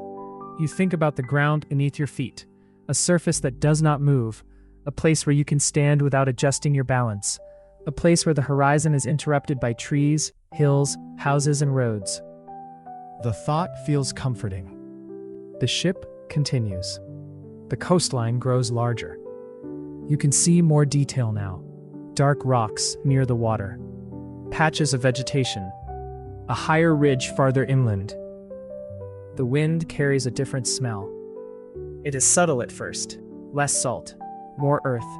Perhaps smoke. Perhaps wet vegetation. The smell of land reaches you before the shore is close enough to touch. You breathe deeply. It is a strange pleasure. You had not realized how much the sea had dominated every smell aboard the ship. Salt water, wet wood, fish, rope, wool, smoke. Now there is something new. Earth. The crew begins speaking more. There is a little more energy in their voices. Not excitement like a celebration. Something quieter. Relief. The journey is entering another stage. You help secure the sail. The ship slows. The oars are prepared. Soon, the crew may need to guide the vessel more carefully. You look toward the water. It has become lighter in color. You can almost imagine the seabed below. The older sailor watches carefully. He gives a signal. The oars are lowered. The rhythm begins. Dip, pull, lift, dip, pull, lift. The sound of the oars entering the water becomes steady. The ship moves toward the coast. You sit for a moment and watch. The coastline is now clearly visible. You can see the shape of the shore. You can see where waves break against rocks. You can see darker areas where the water becomes shallow. The crew adjusts the ship's direction, slowly, carefully. There is no need to hurry now. The land is not going anywhere. The sea, however, still demands attention. You look back toward the open water. The horizon behind you remains enormous. For a moment, you think about how far away land had seemed when you first woke aboard the ship. You had opened your eyes to cold wood, damp wool, and endless sea. Now the voyage has brought you here. The ship has carried you through calm mornings, cold nights, rain, swelling waves, long hours beneath the sail, and darkness without land. All of it has been ordinary in its own way. And now, finally, the coastline is close. You turn toward the shore again. The oars continue their slow rhythm. The ship moves forward. You breathe in the smell of earth. You feel the cold air on your face, and for the first time since the journey began, you know that before long, your feet will touch solid ground again. The coastline is no longer a faint line. It is becoming a place. You can see the shape of the land now, rising gradually beyond the water. Low hills, dark rocks, patches of vegetation, perhaps a few distant trees. After so many hours of nothing but sea, even these small details feel remarkable. You remain near the bow. The ship moves more slowly now. The sail has been reduced. The oars are doing more of the work. Dip, pull, lift, dip, pull, lift. The rhythm is steady. The sound of the oars entering the water is different from the sound of the sea beneath the hull. It is human, deliberate, controlled. The crew is guiding the ship carefully toward the shore. You watch the water. It is lighter here. You can sometimes see beneath the surface. Dark shapes move below. Rocks, perhaps patches of seaweed. The sailors are watching too. The older sailor gives another quiet instruction. The oars change their rhythm. The ship turns slightly. You feel the hull respond. There is no sudden movement. Everything is controlled. The coastline is getting closer. You can now see where the waves break against the shore. White foam appears along the rocks. Beyond the beach, the land rises. The thought of standing there feels strange. You have spent so long on moving wood that solid ground almost seems unfamiliar. You look down at your feet. The deck shifts beneath you. Soon, it will stop. You wonder how your legs will feel. Perhaps weak, perhaps unsteady. The sea has taught your body to expect movement. On land, there will be none. The wind carries more smells now. Salt is still there, but it is mixed with something else. Wet earth, vegetation, smoke, perhaps wood burning somewhere beyond the shoreline. You breathe deeply. The smell is unmistakable. Land. The crew seems to notice it too. Conversation becomes a little more frequent. Someone laughs quietly. Another sailor looks toward the shore. There is no celebration yet. The ship has not arrived, but every journey is nearly finished. You look back toward the open sea. The water stretches behind you. The horizon is still enormous. It is difficult to imagine that only a short time ago there had been nothing else. Now the ship is entering coastal waters. The world is changing around you. Birds are more numerous. Some fly low over the water. Others move toward the shore. You watch them. They seem to belong here. The sea is their world. The land is close enough now that you can see more detail. A rocky point extends into the water. Behind it is a sheltered area where the waves are smaller. The older sailor studies it carefully. The ship turns again. The oars slow. The vessel glides forward. You notice how quiet everyone becomes. Approaching land requires concentration. A mistake now could damage the ship. The crew watches the water closely. You do too. A dark shape appears beneath the surface. A rock. The ship turns slightly. The danger passes. You breathe out. The coastline continues to grow larger. You can see a narrow beach. Beyond it, perhaps a path. You cannot see people yet, but there are signs of life. Smoke rises somewhere inland. You wonder who might be waiting there. Perhaps nobody. Perhaps the destination is only a temporary stopping place. Perhaps another settlement lies farther inland. The voyage may not truly end here, but for now, the sea journey is ending. The ship moves into calmer water. The waves become smaller. The deck moves less. Your body notices the difference immediately. You stand more easily. Your legs feel strange. They are used to adjusting constantly. Now they do not need to. You take a few steps. The movement feels almost wrong. You smile quietly. After days aboard a moving ship, solid ground has become something your body must remember.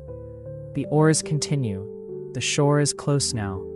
You can see stones beneath the shallow water. The ship slows again. A rope is prepared. Another sailor moves toward the bow. Everyone knows what happens next. The ship will reach the shore. You look at the wooden hull. It has carried you through the journey. Its boards are wet. Its ropes are worn. The sail is heavy with salt and rain, yet it remains strong. You place one hand against the mast. For a moment, you think about the first morning. You had woken freezing. You had stepped onto the deck and looked around. There had been nothing, only water. Now there is land. You look toward the shore. You remain near the bow for another moment. The shore is close enough now that you can hear the small waves breaking against the stones. The sound is different from the open sea, gentler, closer. You look toward the beach and notice small pieces of driftwood scattered above the waterline. The sight makes the land feel even more real. The first rocks are only a short distance away. The oars stop. The ship glides forward on its own momentum. The water becomes very shallow. You can hear the hull moving through it. Then the bow reaches the shore. Wood touches stone with a soft scrape. The journey across the open water is over. For a moment, nobody moves. Then the crew begins working again. Ropes are thrown. The ship is pulled into position. You stand carefully. The deck is almost still. You take one step, then another. The movement feels strange. Your body expects the floor to rise. It does not. You take another step toward the edge. Below you is solid ground. You breathe in, cold air, wet earth, smoke, trees. Home may still be somewhere farther away, But land is beneath you again, and after so long with no land in sight, that simple fact feels almost extraordinary. You stand at the edge of the ship. For the first time in many days, the water is no longer moving beneath you. The shore is only a few steps away. You look down. Dark stones lie beneath the shallow water, wet and smooth from the waves. The ship shifts gently behind you. But the ground ahead does not move. You step forward. Your boot touches a stone, then another. You move carefully. Your body expects the ground to rise and fall. It does not. For a moment, your legs feel strangely uncertain. You have spent so long adjusting to the movement of the ship that stillness feels unfamiliar. You take another step, then another. You are on land. You stop. The feeling is simple, but it is powerful. Solid ground. You stand there quietly. The cold air moves around you. The smell of earth is stronger now. Wet stones, grass, wood smoke, vegetation. The sea is still nearby, but it no longer surrounds you. You turn and look back at the ship. The wooden hull rests partly against the shore. The ropes are stretched toward the beach. The sail hangs quietly. The mast rises above everything. You recognize the vessel now. It no longer feels like a strange place. It carried you.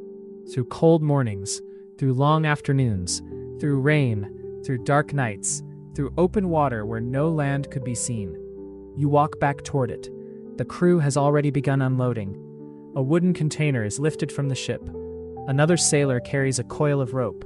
Supplies are moved carefully from the deck to the shore. The work continues. Even after reaching land, there are tasks. Everything must be removed. The ship must be secured. The equipment must be checked. Food and water must be protected. You help carry one of the smaller containers. It feels heavier than it did aboard the ship. Perhaps because you are no longer balancing against the movement of the sea. You place it on the shore, then return for another. The work feels different here. Your feet remain still. You do not need to bend your knees when a wave lifts the deck. You do not need to reach for a rope when the ship rolls. You can walk in a straight line. It feels almost luxurious. You look around. The coastline is quiet. There are no large buildings nearby, no busy harbor, no crowd waiting to greet you. Only a small stretch of shore and the landscape beyond. Perhaps this is simply a temporary stopping place. Perhaps the journey continues inland. Perhaps another settlement is farther away. But for now, the sea voyage is finished. You sit on a large stone near the water. Your cloak is still damp. Your boots are still wet. Your hands carry the marks of rope and cold. You look at them. They are the same hands that held the oar. The same hands that pulled the fishing rope. The same hands that secured containers and checked knots. The same hands that had been cold beneath the morning sky when there was no land anywhere in sight. You look back at the sea. It seems different from the shore. From the ship, the sea had been everything. It surrounded you. It carried you. It controlled your movement. Now it is simply part of the landscape. You can look at it without being inside it. The waves reach the beach, break, withdraw, return. The sound is gentle. You listen. After so much time hearing water strike the hull, this sound feels strangely peaceful. You breathe deeply. The air smells different here. There is salt, but there is also earth. You can hear birds inland. A branch moves in the wind. Somewhere beyond the nearby trees, there may be people. You cannot see them yet. The ship had reduced your surroundings to a narrow wooden space and an endless horizon. Land gives you distance, depth, paths, shelter, places to explore. You stand. The crew continues working. A sailor checks the ship's hull. Another gathers the ropes. Someone covers the supplies. The older sailor walks along the beach. He looks back toward the sea. You stand beside him. For a while, neither of you speaks. The ship rests behind you.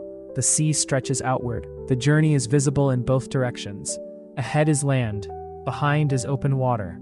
You realize that this is how a voyage becomes a memory, not in one dramatic moment, but through all the small experiences that came before it. The cold, the hunger, the rain, the waiting, the work, the stars, the empty horizon, the first sight of land. And now this. Standing still, you look down at the ground beneath your boots. It feels almost impossibly firm. You shift your weight. Nothing moves. You smile. Your body has forgotten what stillness feels like.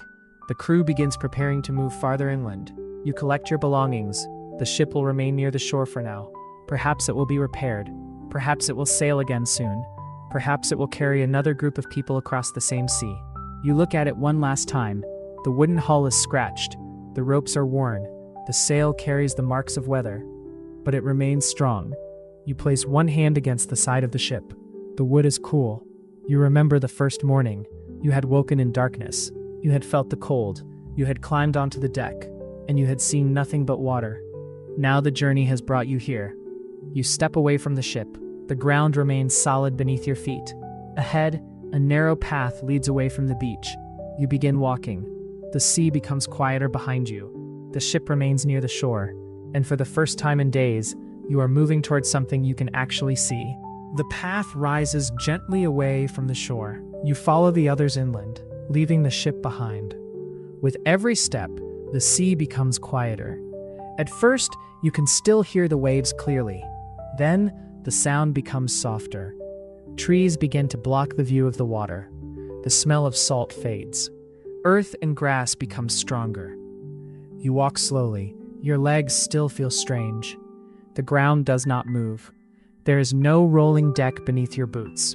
No sudden rise. No unexpected drop. You can simply walk. It takes time for your body to trust the stillness. The path is uneven. Roots cross beneath your feet. Small stones shift when you step on them. But these movements are different from the sea. The ground itself remains firm. You look around. The others move ahead along the path. You carry your belongings close to your body. They feel heavier on land, perhaps because you no longer have to balance against the movement of the ship. The path leads toward a small settlement. You begin seeing signs of people.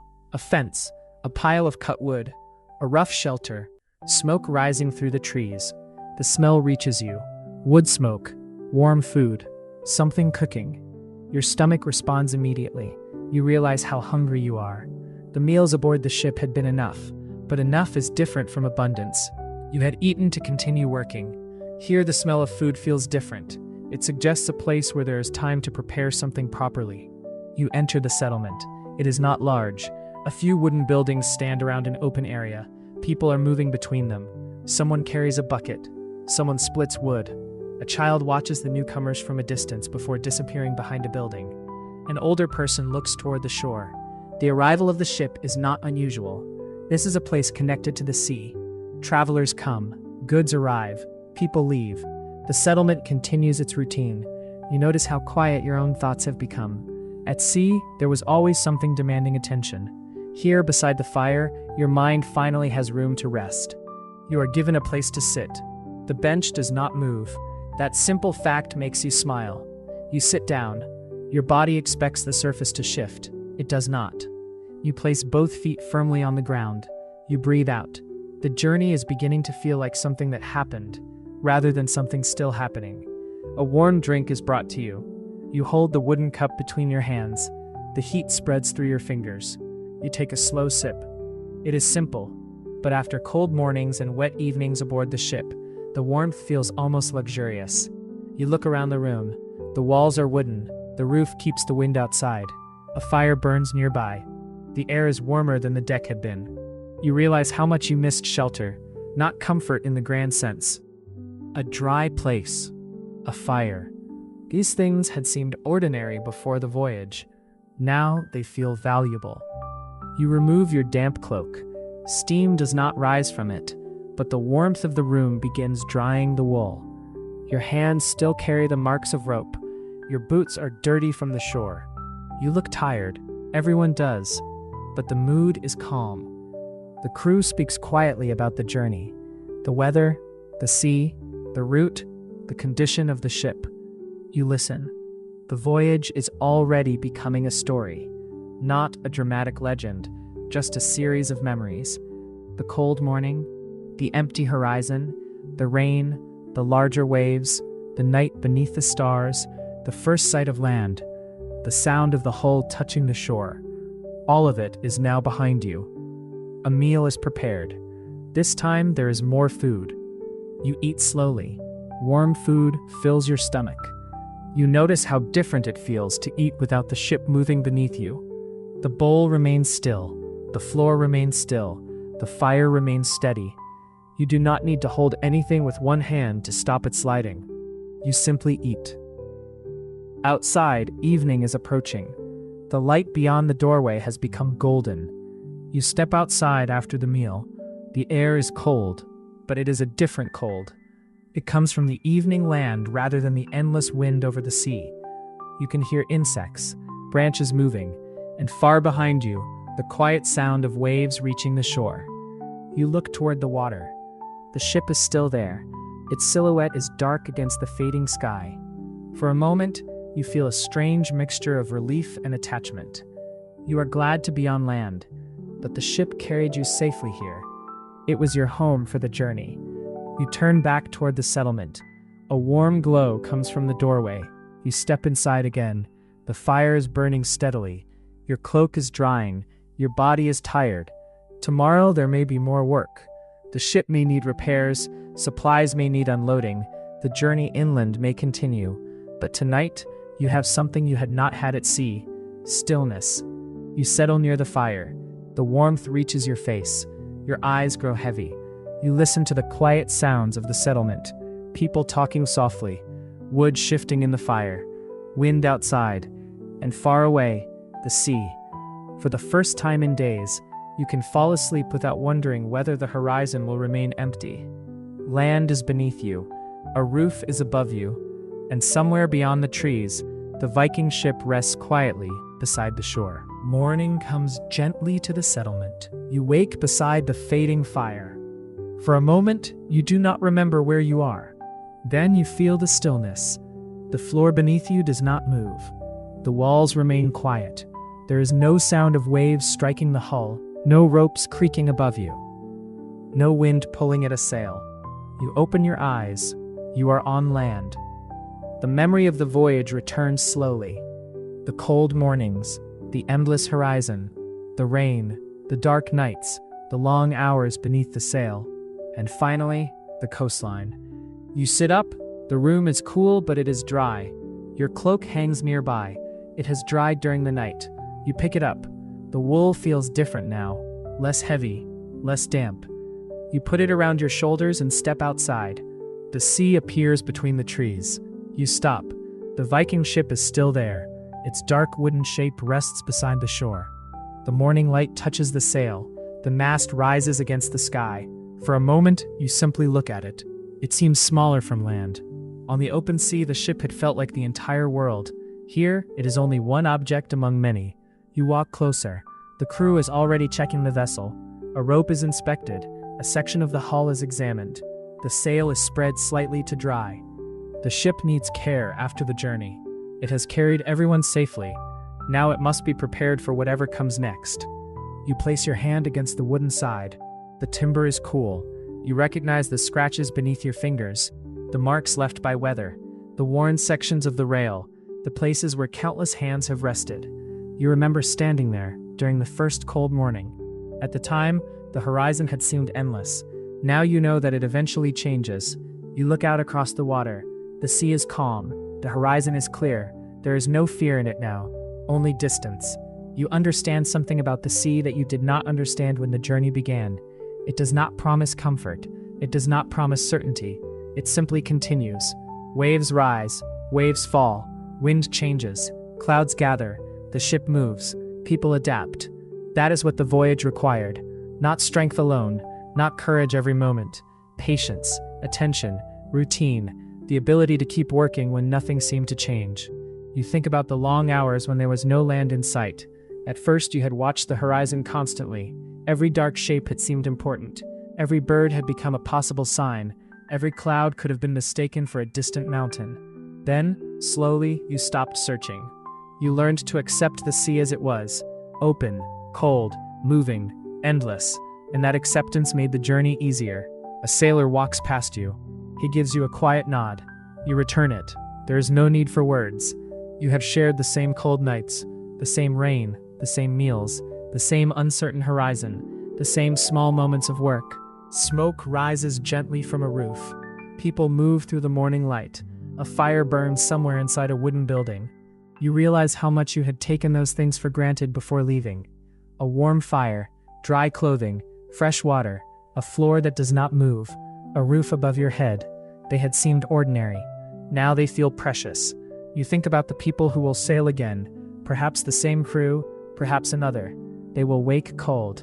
They will eat simple meals. They will check ropes. They will watch the sky. They will search the horizon. They will spend nights beneath the stars. And one day, they too may step onto a shore and feel the strange relief of solid ground. You stand. There is still work to do. The ship needs supplies.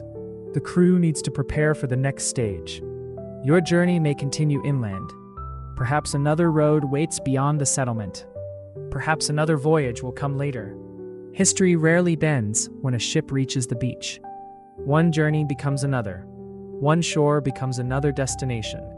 One morning becomes another story. You look at the ship one last time. The sea behind it stretches toward the horizon. The same horizon that had once seemed so empty. You breathe slowly. The air smells of salt and earth. You can hear the waves, but you can also hear birds, people, fire, wind moving through trees. Land has returned the world to you. You turn away from the beach. Your feet carry you toward the settlement. The ground remains firm beneath you. You do not need to adjust your balance. You simply walk. Behind you, the Viking ship rests beside the sea. Ahead, the path disappears between the buildings and trees. The voyage is over, but the memory of it will remain. You will remember the cold, the darkness, the endless water, the sound of the hull beneath you, the warmth of a small fire, the first sight of land, and the feeling of stepping onto solid ground.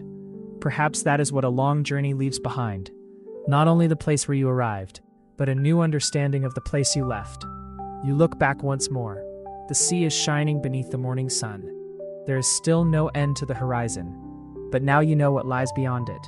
Not emptiness, only distance, and somewhere beyond that distance, another shore. You turn forward. The morning is waiting, the path continues, and the sea remains behind you.